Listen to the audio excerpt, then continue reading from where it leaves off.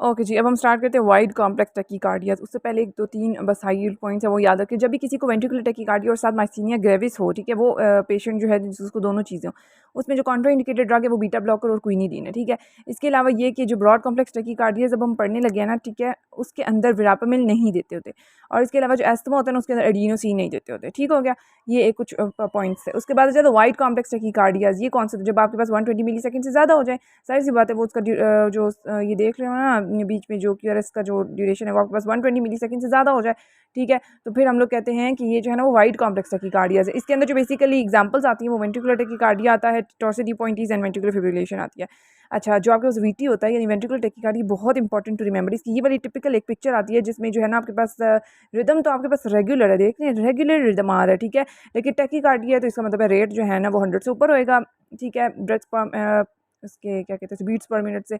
उसके अलावा ये होती क्यों है, ये ज़्यादातर देखा गया है कि जो स्ट्रक्चरल हार्ट डिजीजेज होती है ना उनकी वजह से होती है। फॉर एग्जांपल कौन सी कार्डियोमायोपैथीज जो हो जाती है, जो हम आगे पढ़ेंगे, स्कारिंग आफ्टर एमआई जब हो जाती है, एमआई के बाद जब बंदे को स्कारिंग हो जाती है तब एफिब होने के, ये इसके वेंट्रिकुलर टैकीकार्डिया होने के चांसेस ज़्यादा होते हैं, ठीक है।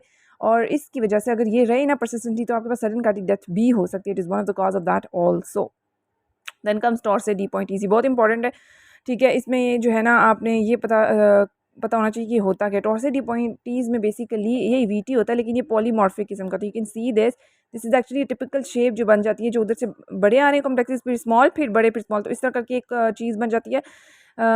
एक आपके पास लूप सा बन जाता है, इसको हम लोग कहते हैं टॉर्सिड डी पॉइंटीज की ना ये टिपिकल ईसीजी की पिक्चर होती है, ठीक है। इसमें क्या होता है, इसमें इसमें ना आपके पास एक तो पॉलीमॉर्फिक है सारा, इसके अलावा शिफ्टिंग जो है ना साइनोसॉइडल वेव फॉर्म्स है वो हमें दिख रहा है, ठीक है। इसके अलावा it can lead to ventricular fibrillation, जो हम नेक्स्ट पढ़ने लगे हैं, ठीक है। इसमें लॉन्ग क्यूटी इंटरवल होता है, ये इसकी निशानी होती है, ठीक है। जो क्यू से टी का इंटरवल होता है ना, ठीक है, वो लॉन्ग हो जाता होता है, ठीक है। अच्छा, इसके अलावा जो नहीं सॉरी लॉन्ग क्यूटी इंटरवल जब होता है ना पेशेंट में, तो वो that can predispose to torsades de pointes, ठीक है। और ये किस वजह से होता है, इसकी जो रीजंस होती है ना वो उसमें ड्रग्स आ जाती हैं डिफरेंट किस्म की, ठीक है। और क्या होता है, और आपके पास ये होता है कि जब पोटाशियम की लो हो, ठीक है, ब्लड में मैग्नीशियम लो हो, ठीक है, इसके अलावा कैल्शियम लो, सारे के सारे आइंस जो है ना वो लो हो, ठीक है। इसके अलावा जब इंट्राक्रेनियल प्रेशर ज़्यादा हो, इसके अलावा हाइपोथर्मिया सर्दी वाला सीन, ठीक है। इसके अलावा कंजेनिटल कुछ हो सकती है और एमआई भी हो सकता है। ये सब इसकी कॉजेज हैं, ठीक है, टॉर्सिड डी पॉइंटीज की, ठीक है। इसकी जो ट्रीटमेंट इसका मतलब होता है ट्विस्टिंग ऑफ द पॉइंट्स, ठीक है। और इसकी जो ट्रीटमेंट होती है ना वो डीफिब्रिलेशन होती है अगर अनस्टेबल पेशेंट है, ठीक है। ये देखें इस तरह पड़े, वैसे तो ड्रग्स देनी है, तो अगर आपके पास स्टेबल पेशेंट है तब तो आप उसको मैग्नीशियम सल्फेट दे दो, ठीक है, इस पेशेंट को टॉर्सिड डी पॉइंटीज के। अगर तो वो अनस्टेबल पेशेंट है ना, यानी कि उसका अनस्टेबल से मतलब होता है हाइपोटेंशन हो रहा है, टैकीकार्डिया हो रहा है, बीपी कम हो रहा है, हार्ट बीट तेज हो रही है, तब उसको जो डीफिब करना पड़ता है, ठीक है, क्योंकि वो ज़्यादा सीरियस क्रिटिकली इल पेशेंट है तो उसको डीफिब करना पड़ता है। Then comes drug induced long QT. अच्छा, ये अब क्या है कि जो है ना बेसिकली जो लॉन्ग क्यूटी सिंड्रोम होता है, जो कौन सी दवाइयाँ होती हैं जो लॉन्ग क्यूटी सिंड्रोम कराती है, ठीक है। उसमें ये सारी ABCDEF+NO, this is the mnemonic, ठीक है। इसमें कैसे याद रखना है, A for anti arrhythmic drugs, जिसमें स्पेशली 1A and 3 है, ठीक है, जो अब हम आगे पढ़ेंगे भी फार्मा में कि इनमें कौन कौन सी ड्रग्स आती हैं। और ए से आर्सेनिक बन गया, ठीक हो गया। बी से क्या बना भाई, बी से एंटीबायोटिक्स बन गई, ठीक है, जिसमें खास तौर पर मैक्रोलाइज एंड क्लोरोक्विनोलॉन्स। सी से क्या बनेगा, सी से एंटी साइकोटिक्स बन गई, ठीक हो गया, जिसमें हेलोपेरिडोल एंड क्लोरोक्वीन आ जाती होती है, सॉरी हेलोपेरिडोल आ जाती है, लेकिन आपने क्लोरोक्वीन भी सी से याद रखना। जैसे ए से दो चीज़ें थी ना, एंटी एरिथमिक्स एंड आर्सेनिक, इसी तरह सी से भी दो चीज़ें, जैसे एंटी साइकोटिक्स एंड क्लोरोक्विनोलॉन। अच्छा, उसके बाद डी आ जाता है, डी से क्या बनता है, एंटी डिप्रेसेंट्स, जैसे साइकोटिक के साथ ही हम लोग डिप्रेसेंट्स भी पढ़ते होते हैं ना, और डी से डायरेटिक्स आ जाता होता है। इसमें TCAs मोस्ट कॉमनली होते हैं, ठीक है। अब आपको पता है TCAs के बाद अब नई SSRIs आ गई हैं तो वो ज़्यादा अच्छी होती हैं, तो TCAs बेसिकली ये लॉन्ग क्यूटी कराती हैं। डायरेटिक्स में थायराइड्स, ठीक है। उसके अलावा आ जाता है ई और एफ। ई से एंटी इमेटिक्स ऑनसेट जो हम देते हैं ऑनलाइन सेट्रॉन वो, और एफ से बनता है एंटीफंगल जो फ्लूकोनोजोल, ठीक है। उसके बाद आ जाता है दो जो रह गई है ना, NO, बेसिकली एक अलग ही ग्रुप है, ठीक है, याद रखना। एक वायरस को किल करता है नेविर वाले प्रोटीज इनहिबिटर्स जो एंटीवायरल्स होते हैं, और एक जो है ओपियोइड्स, ओ से बना ओपियोइड्स, जिसमें खास तौर पे मैथाडोन जो बहुत ओल्ड हो गई, अब यूज़ नहीं इतना होती, तो they are all responsible for causing long QT syndrome, ठीक हो गया। ये आपको दवाइयों के जो ड्रग्स के ना निमोनिक के साथ नाम आपको पक्के याद होने चाहिए, these are very important for MCQ point of view, ठीक हो गया। देन कम्स वी फिब, यानी कि VT था ना वेंट्रिकुलर टैकीकार्डिया, उसने आगे जो है ना वो वी फिब भी करा सकता है और ये भी वी फिब करा सकता है। सो इसमें तो बिल्कुल ही सीन ख़राब हो जाएगा, बिल्कुल ही कुछ समझ नहीं आ जाएगी, डिसऑर्गेनाइज्ड रिदम हो जाएगा, कोई वेव आइडेंटिफाई नहीं हो पाएगी। इसकी ट्रीटमेंट जो है ना आपको फ़ौरन से CPR बंदे क्या करना पड़ता है, वो डीफिब्रिलेशन करनी पड़ती है, ठीक है, अदरवाइज ये condition can be fatal, right. उसके बाद देयर आर हेरिडिटरी चैनलोपैथीज, ठीक है।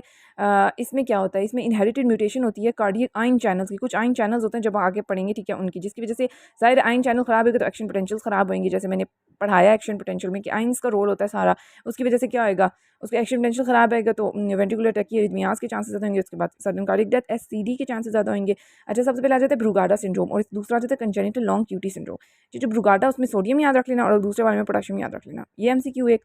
दूसरा ब्रूगाडा ना, मुझे एक दफ़ा हमारा वार्ड राउंड हो रहा था, मैंने I was in house job, तो उसमें ना ब्रूगाडा सिंड्रोम के बारे में ना सवाल आए थे, टिपिकल ईसीजी उसकी होती है, तो वो आप लोग देख लीजिएगा, ये मैं आगे जब पढ़ाऊँगी भी तो ना वो फिर उसका जो आंसर था वो ब्रूगाडा सिंड्रोम था। सो इस तरह ये मुझे कभी नहीं भूलता। अच्छा, ये एक ना एडी कंडीशन है, ऑटोसोमल डोमिनेंट है, ठीक है। मोस्ट कॉमनली किस वजह से होती है, loss of function mutation sodium channels के जब होते हैं, ठीक है। एशियन मेल्स में ज़्यादा कॉमन होती है, ठीक है। इसके अलावा ये इसका ईसीजी पैटर्न में क्या होता है, आपको ये ऐसे भी याद भी होना चाहिए कि RBBB right bundle branch block, वो भी सूडो यानी हल्का फुल्का सा, मतलब थोड़ा आधा दिख रहा होता है, आधा नहीं समझ आ रहा था। दूसरा ऐसी सेगमेंट एलिवेशन आ रही होती है V1 और V2 में सिर्फ, तो ये टिपिकल इसकी पिक्चर होती है ब्रूगाडा सिंड्रोम की, ठीक है। It prevents SCD with ICD।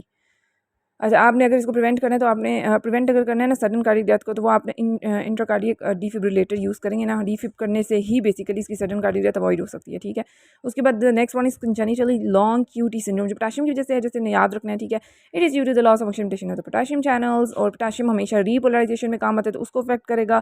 इसमें फर्दर दो चीज़ें आ जाती है, एक रोमानो वार्ड सिंड्रोम आ जाता है, जो कि बेसिकली आपने याद रखना है कि इसमें डेफनेस नहीं होगी, ठीक है। लेकिन अगला जो जर्वल एंड लैन नील्सन सिंड्रोम आ जाता है, इसमें ये ऑटोसोमल रिसेसिव होती है और ऊपर वाली डोमिनेंट थी, नीचे वाली रिसेसिव, और इसमें जो है ना आपके पास सेंसिरो न्यूरल डेफनेस होती है, ठीक है। तो नीचे वाले में डेफनेस पॉजिटिव है और रोमानो को ना कोई डेफनेस नहीं थी, तो ऐसे याद रख लो, ठीक है। वार्ड में गया रोमानो, उसको कोई डेफनेस नहीं थी, ऐसे याद रख लो, वो ठीक था बिल्कुल। लेकिन जो जार्वल और नील्सन गए ना, तो उनको थी डेफनेस। अच्छा, खैर, सिक्स साइनस सिंड्रोम एक होता है, ये एज रिलेटेड होता है। अच्छा, हम पढ़ेंगे यहाँ पे जो ऐसे नोड होता है ना, उसकी एज रिलेटेड डिजनरेशन हो जाती है। ईसीजी में आप देख रहे हैं आपके पास एक ना साइनस पॉज आ रहा है, मतलब रेडिकार्डिया आ रहा होता है, ठीक है। वो साइनस पॉजेज आ रहे होते हैं, साइनस अरेस्ट हो रहा होता है, ठीक है। इसके अलावा जंक्शनल एस्केप बीट्स आ रही होती हैं डिफरेंट किस्म की।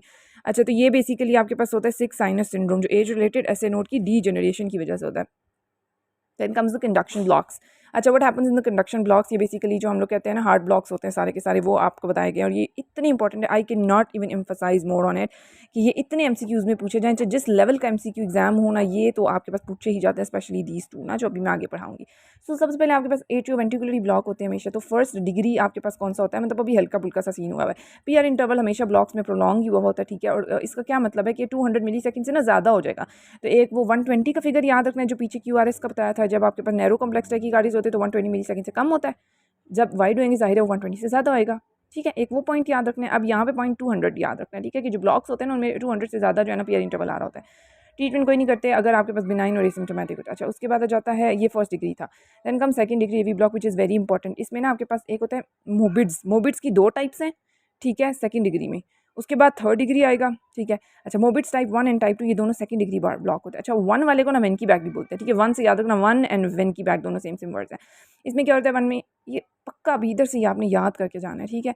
यहाँ पे क्या होता है कि आपके पास प्रोग्रेसिव लेंथनिंग पीआर इंटरवल की हो रही है ना, प्रोग्रेसिवली, ये देखो पीआर इंटरवल थोड़ा सा इधर थोड़ा हुआ है, इधर थोड़ा सा और लाइन बढ़ी, थोड़ी सी और लाइन बढ़ी हो गई, फिर आगे देखा तो आपके पास पी वेव तो आई है ये वाली, लेकिन आगे QRS गायब हो गया, एब्सेंट QRS।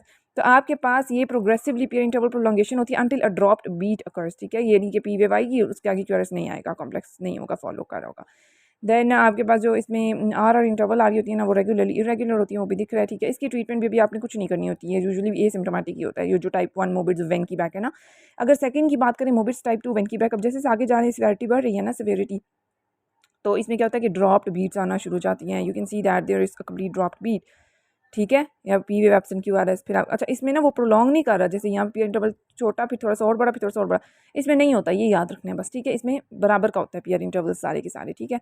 और ये आगे से ऑब्वियसली थर्ड डिग्री को प्रोसीड कर सकता है। इसमें बेसिकली इंडिकेट करता है कि अगर बंदे को ये तो स्ट्रक्चरल कोई एब्नॉर्मैलिटी है, ठीक है, कोई स्कीमिया कोई फाइब्रोसिस हुई भी है, इसमें आपको पेस मेकर रखना पड़ता है, ठीक है, क्योंकि आगे थर्ड डिग्री को प्रोसीड कर सकता है। तो third degree is a complete heart block, AV block. इसके बारे में मैंने एक बात बहुत पहले आपको बताई थी, AV dissociation and cannon a waves इसमें आती हैं, ठीक है। इसके अलावा ये कि P wave and QRS complexes अपने अपने काम अपने अपने रास्ते हो जाते हैं, डिसोसिएट हो जाते हैं, ये आपको दिख रहा है, ठीक है। थर्ड डिग्री हार्ट ब्लॉक में। और इसके अलावा ये कि एट्रियो वेंट्रिकल्स जो है ना वो beat independently for each other. तो इसमें जो नॉर्मली हमारा क्या होता है कि वेंट्रिकल्स का रेट ज़्यादा होता है ना, इसमें जो एट्रिया यहाँ पे उल्टा हो जाता है। तो जब एमसीक्यू में ये लाइन लिखी हो ना कि atria rate is more than ventricle rate, ये पर्टिकुलर रेट दिया हुआ हो जिसमें आपके पास ये कम हो और ये ज़्यादा हो, ठीक है, तो वो आपके पास जो है ना आपके पास थर्ड डिग्री हार्ट ब्लॉक होगा, क्योंकि अपने अपने काम कर रहे होते हैं। It may be cause by Lyme's disease, lime 3 disease होती है ना, उसकी वजह से हो सकता है। ट्रीटमेंट इसमें पेस मेकर ही रखना पड़ता है, जैसे इसमें रखना पड़ता है। और ये जैसे कि मैं आपको दोबारा दिखा देती हूँ कि इसमें होता क्या है, ये आप देख रहे हो, मतलब आपके पास डिसोसिएशन चल रही है। ये पीवीवाई कोई क्यूआरएस नहीं आया, फिर पीवीवाई फिर एक क्यूआरएस आ गया, फिर अपनी मर्जी चल रही है भाई इन लोगों की, ये अपने अपने काम में लगे हुए हैं, ठीक है। उसके बाद आ जाते हैं बंडल ब्रांच ब्लॉक्स। ये बहुत इंपॉर्टेंट है, ठीक है, कि आपके पास एक जो आपके पास आपने ईसीजी पढ़ी थी ना, उसमें बंडल ब्रांच बताया था, ठीक है। अगर उसका ब्लॉक हो जाए तो राइट भी हो सकता है, लेफ्ट भी हो सकता है, ठीक है, राइट का भी लेफ्ट का भी ब्रांचेस का। तो इसमें बेसिकली ये होता है कि ये वजह किस वजह से होता है, ये डिजेनरेटिव चेंजेस आ रही होती हैं कुछ जब ना, तब हो जाता है। जैसे कार्डियोमायोपैथी और कुछ इनफिल्ट्रेटिव डिजीजेज होती हैं, जैसे मैं एग्जांपल देती हूँ एक एमिलोइडोसिस, ठीक है, उनकी वजह से बंडल ब्रांच ब्लॉक्स हो सकते हैं, ठीक है। तो this is important too. Then comes the premature beats, ठीक है। एक प्रीमेच्योर एट्रिया में बीट आ सकती है, मतलब पहले से, मतलब फालतू में कोई एक्स्ट्रा बीट आ गई है जो ज़रूरत नहीं है, रिक्वायर्ड नहीं है, एक्स्ट्रा बीट आ गई है, ठीक है, एक्टोपिक फोकाई की वजह से, ऐसे नोट के अलावा, ठीक है। और ये आपके पास ज़्यादा जब सिम्पैथेटिक ज़्यादा सिस्टम हो जाता है, जैसे कैफीन आपने लिए, सिम्पैथेटिक ज़्यादा हो गया तो एकदम से एक्स्ट्रा बीट आना शुरू हो जाती है, ठीक है। इट्स अ बी9 कंडीशन, ठीक है, इससे कोई इतना खास नहीं होता, लेकिन it can increase the risk of atrial fibrillation और फ्लटर, ठीक है, क्योंकि एट्रिया के अंदर है तो उसकी दोनों सिवियरिटीज़ आएंगी। और नैरो क्यूआरएस कॉम्प्लेक्सेज इसमें आते हैं with preceding P wave on ECG, ठीक हो गया। एक एक्स्ट्रा पी वेव आ रही है, बाकी जो है ना ये देखें पी वेव, ये एक्स्ट्रा एक पी वेव आ गई है, लेकिन बाकी नैरो क्यूआरएस कॉम्प्लेक्सेस आ रहे हैं। What about the premature ventricular contraction, इसमें वही बात आ जाती है कि वेंट्रिकल्स में आपके पास एक टॉपिक फोकाई आ जाता है इंस्टेड ऑफ दी ऐसे नोड, जिसकी वजह से आपके पास जो है ना प्रीमेच्योर वेंट्रिकुलर कंट्रैक्शन होना शुरू हो जाती है। You can see the diagram, ये देख रहे हैं आप, यहाँ पे पी वेव एब्सेंट है, आपके पास वेंट्रिकुलर कंट्रैक्शन एक प्रीमेच्योर आ रही है, तो जिसकी वजह से एक ये देख लें एक अजीब सा ना प्रीमेच्योरली एक बीट आ रही है। Then comes the myocardial infarction की कॉम्प्लिकेशन, मैं ऑलरेडी बता चुकी हूँ, जल्दी से रिव्यू दूंगी कि आपके पास जो फर्स्ट 1 to 3 डेज होते थे ना post M I before reaching hospital, sorry 1 to 3 कह रही हूँ, फर्स्ट 48 आवर्स होते थे ना जो पोस्ट एम आई, उसमें होता था कार्डिक एरिथमियाज, ये एमसीक्यू आता था। फिर 1 to 3 डेज़ के बाद क्या होता था, उसमें पेरिकार्डाइटिस होता, तो मैं पहले बता चुकी हूँ आपको। फिर आपके पास आगे जो 3 to 15 डेज़ का बताया गया था इकट्ठा, पीछे ना ये तीनों चीज़ें इकट्ठी बताई गई थी कि पैपिलरी मसल रप्चर हो जाता है, इंटरवेंट्रिकल के बीच में जो सेप्टम होता है वो भी रप्चर हो जाता है, और सब वेंट्रिकल के अंदर सूडो एन्यूरिज्म बनना शुरू हो जाता है, ठीक है। ये भी पहले बता दिया गया था कि ये तीनों इकट्ठी लिखी हुई थी ना उसमें, तो ये उन्होंने ना डेज वाइज बता दिए, तो आप ऐसे बस याद रखना, पहले ये हुआ था, फिर कुछ दिन बाद ये, और फिर कुछ दिन बाद ये। अच्छा, उसके बाद वेंट्रिकल का फ्री वॉल का रप्चर भी उसमें बताया गया था, ठीक है। उसके बाद बताया गया था कि 2 वीक्स टू सेवरल मंथ्स में ना उन्होंने बस ये बताया था कि ट्रू वेंट्रिकल का एन्यूरिज्म बन जाते होते हैं, और एक जो है ना सिंड्रोम हो जाता होता है। तो ये मैंने आपको बताया था कौन सा सिंड्रोम होता है भला, ड्रेसलर सिंड्रोम हो जाता है, ठीक है, उसको कहते थे, जिसमें कार्डियक एंटीजेंस जो है ना वो रिलीज होती हैं इंजरी के बाद, जो फिर इम्यून कॉम्प्लेक्सेस की डिपोजिशन पेरिकार्डियम पे हो जाती है, और उसकी इन्फ्लेमेशन हो जाती है बेसिकली, ठीक है। तो fibrinous pericarditis due to autoimmune reaction, बस ये ड्रेसलर सिंड्रोम का वर्ड भी पता हो आपके पास कि वीक्स टू सेवरल मंथ्स में ना ये होना शुरू हो जाता है, ठीक है। बस ये इसकी जो है ना नाम याद होने चाहिए, और थोड़ा थोड़ा ड्यूरेशन पता होगा कब कब क्या हुई है, पहले भी मैं ऑलरेडी बता चुकी, इसलिए मैंने क्विकली बताया आपको। और एक बात कि पैपिलरी मसल का जब रप्चर होता है तो आपके पास कौन सा वाला, जो पीछे वाला होता है ना और थोड़ा मीडियल साइड पे पोस्टरोमीडियल, उसका ज़्यादा चांसेस होते हैं, ठीक है, एज़ कम्पेयर टू दैट। और पोस्टरोमीडियल के पास क्योंकि सिंगल आर्टीरियल सप्लाई होती है ना, जो पीछे पीडी होती है, posterior descending artery which is a branch of right coronary artery, तो वो सिंगल होती है ना आर्टरी, तो इसलिए वहाँ पे ज़्यादा पोस्टरोमीडियल के चांसेस होते हैं, बस ये एक पॉइंट याद रखिए। Then comes the acute coronary syndrome की ट्रीटमेंट क्या होती है, ठीक है। इसमें एक ये मोना हम कहते होते हैं कि आपने जो है ना मॉर्फिन दी, ऑक्सीजन दी, नाइट्रेट्स दी और एस्पिरिन दी, ठीक है। एक और चीज़ याद रखना कि एस इनहिबिटर्स देते होते हैं, फिर बीटा ब्लॉकर और फिर स्टैटिन्स देते होते हैं, और दूसरा ये एस्पिरिन ए से बना, ठीक है। जो ए से बने ना दो चीज़ें बनी कि एस्पिरिन दी, इसके अलावा आपने एस इनहिबिटर दिया, ठीक है, उससे राम आया तो beta blocker and then statin, ठीक है। तो ये एक जनरल रूल याद रखना है, ठीक है। उसके बाद ये अनस्टेबल और स्टेमी के हिसाब से भी दिया हुआ है कि अगर अनस्टेबल एंजाइना और एनस्टेमी, जिसकी करेक्टरिस्टिक्स मैं पहले ही आपको बता चुकी हूँ, उसमें क्या करना होता है, एंटीकोगुलेशन हेपरिन से करनी होती है, एंटी प्लेटलेट थेरेपी करनी होती है, उसके लिए एस्पिरिन देते हो। तो ये भी पूछा जाता है कि एस्पिरिन क्या है, aspirin basically anti platelet drug है जो प्लेटलेट को इनहिबिट करती है, ठीक है। एंटीकोगुलेशन में हेपरिन देनी होती है, ठीक है। इस एस्पिरिन के साथ साथ आप एडीपी रिसेप्टर इनहिबिटर भी दे सकते हो, क्लोपिडोग्रेल, ठीक है। ये अब ये होता है, इसके साथ साथ मैकेनिज्म ऑफ एक्शन भी याद रखने हैं। बीटा ब्लॉकर देते हैं, एस इनहिबिटर देते हैं और स्टैटिन्स देते हैं, ठीक है। सिम्टम्स को कंट्रोल करते हैं विद नाइट्रोग्लिसरीन और प्लस माइनस मॉर्फिन।